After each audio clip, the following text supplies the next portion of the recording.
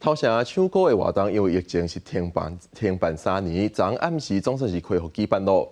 今年有12个队伍参赛，爱伫高满牛油的叉条以烧塔的方式爬到顶悬，落尾落到顶悬的平台，最后是幸会 A 队开了12分钟，记下顺风旗，摕到冠军。受到新冠疫情影响，停办3年的头城唱歌。14暗11点外恢复举办，吸引真侪人来看。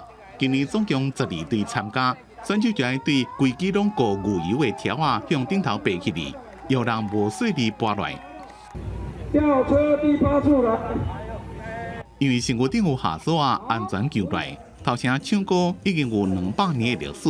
唱歌的主舞台下口有16支13公尺宽的大茶壳做条茶壳顶头有搭一个唱歌平台，爬到茶壳的前方了，就要行倒冰棒的动作。规人并起哩高旁平台，了后爬起哩拢是最末的竹仔边的歌站。真的非常非常的强哦！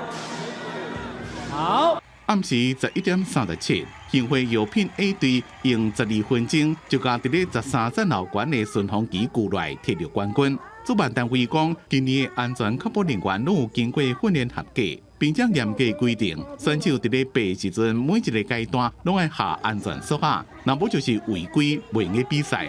旧历7月最后一天，上周好兄弟也甲鬼门关起来。记者综合报道。